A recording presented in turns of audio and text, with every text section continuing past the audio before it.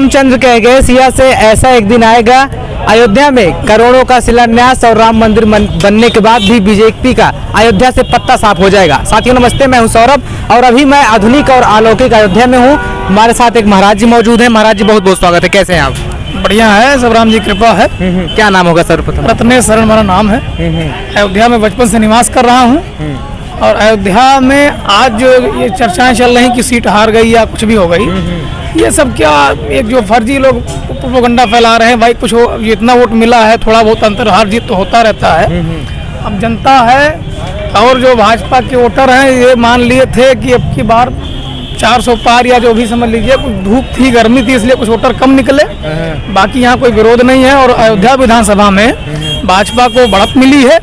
और देहात के क्षेत्रों में जो जहाँ मुस्लिम है या यादव बस्ती है या और SC ST थे, उन लोगों ने सपोर्ट नहीं किया भाजपा को, और कोई बहुत बड़ी बात नहीं है। तो महाराज जी क्या कारण है जो बीजेपी जो है यहाँ से हारी?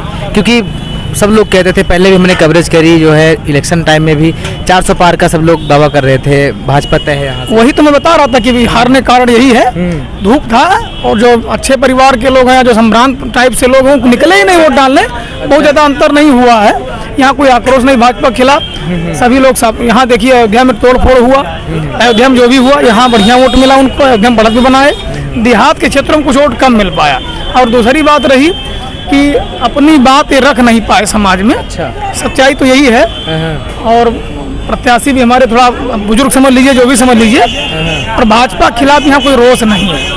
जो वोट थे भाजपा के वो आज भी हैं, पहले भी हैं। हाँ, वोटर हो सकता है कि ना निकल पाए हों। उन लोगों का एक ही सोच था कि मोदी हटाओ, तो जी जान लगा के बाहर से आकर के सब लोग पूरा परिवार जुट के वोट दिए, और हम लोग थोड़ा लापरवाह होते हैं।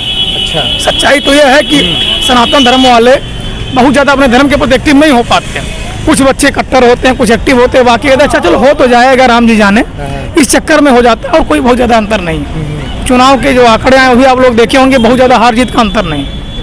जहाँ भी इस तरीके से हुआ है कोई बड़ी बात नहीं। लोग कह रहे हैं कि अयोध्या में जाएंगे हम पानी नहीं पियेंगे, वहाँ का खाना नहीं खाएंगे। अयोध्या वाले धोखेबाज हैं, एक तरह से धोखा दिए। देखिए ये तो भाई कम से कम राम मंदिर को तो देखना था। देखिए होता क्या है ना कि सबकी अपनी अपनी भावनाएं हैं, अपनी अपनी भावनाएं, अपने अपना आक्रोश आदमी व्यक्त करता है। हाँ, दुख इस बात को सबको है कि भाजपा में इस बार, अब की बार तो भाजपा को जीतना ही चाहिए था। इसलिए कुछ युवा हैं, कुछ साथी हैं, कुछ बच्चे हैं, उनके मन में भावना आ रही है, पर ऐसा कुछ नहीं है। लोग आ भी रहे हैं, लोग खरीद भी रहे हैं, लोग खा भी रहे हैं। यहाँ की जनता, यहाँ के लोग, यात्री, श्रद्धालु सब मेलजोल से चल रहा। कोई विवाद नहीं है, विवाद फर्जी बनाया जा रहा है। अच्छा, एक तरह से देखा जाए महाराज जी, जो भी तमाम सारे लोगों के घर तोड़े गए, क्या वो लोग भी खासा नाराज से बीजेपी थे? अब कुछ तो नाराज होगा ही, लेकिन ये है कि जो घर तोड़े गए बहुत ज़्यादा अनुचित नहीं है।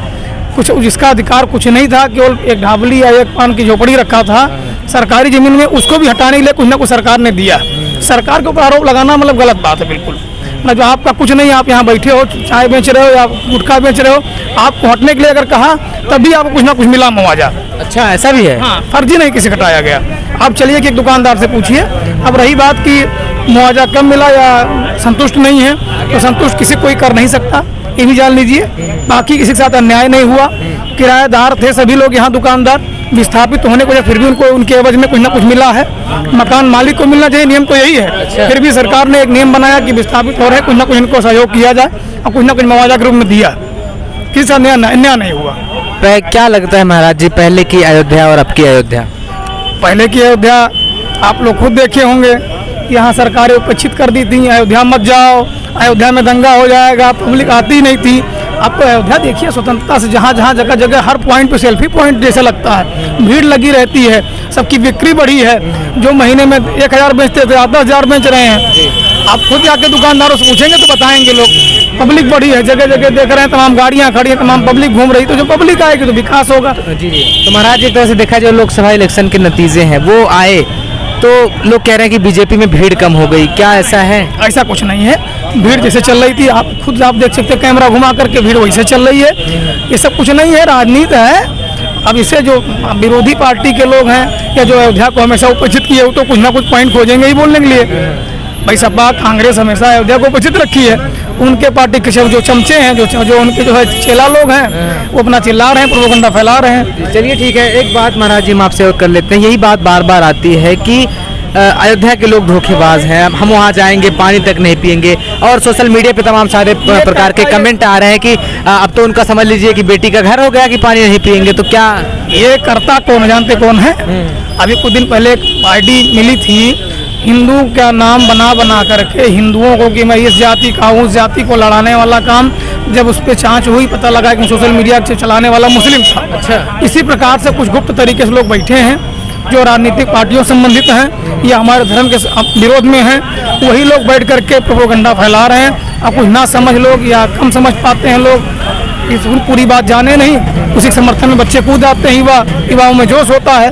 पर सच्चाई ऐसा कुछ नहीं है। जो राम भक्त है वो अयोध्या आएगा तो पानी घर से कहाँ तक लाएगा, आएगा कितना खाना घर से लाएगा, तो ये सब कुछ नहीं है। सब 2-4-10 दिन चलेगा, महीना भर चलेगा, नॉर्मल हो, इसमें बड़ी बात नहीं। एक बड़ी बात करी गई थी सिलेक्शन में रोजगार को लेकर के, क्या कुछ रोजगार की बात अगर आप कर रहे हैं, जो पहले 10 साल सरकार थी मनमोहन की, उसका परसेंटेज गूगल पे निकाल लीजिए, इन 10 सालों का परसेंटेज निकाल लीजिए, महंगाई की भी वो 10 साल का परसेंटेज निकालिए, इस 10 साल का परसेंटेज निकालिए, सरकारें क्या क्या काम की अंतर्राष्ट्रीय मुद्दे पे, राष्ट्रीय मुद्दे पे, सब गूगल पे उपलब्ध है।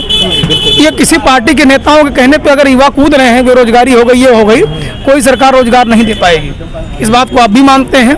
लोग कहते हैं प्राइवेटीकरण रेलवे किया जा रहा है। जब सुविधाएं आपको अमेरिका वाली चाहिए तो अमेरिका वाले रूल भी तो फॉलो करने पड़ेंगे भाई। आप अच्छा, एक तरह से देखा जाए राहुल गांधी कैसे लगते हैं आपको, क्योंकि उनका जिस तरह से घोषणा पत्र जारी हुआ बीजेपी वालों का, राहुल गांधी को देख के कम से कम दिमाग फ्रेश हो जाता है, हंसने का एक मौका मिल जाता है। अरे पढ़े लिखे हैं महाराज जी, आप भी तो पढ़े लिखे हैं पर कभी दिखा नहीं ना पढ़े लिखे वाली बात।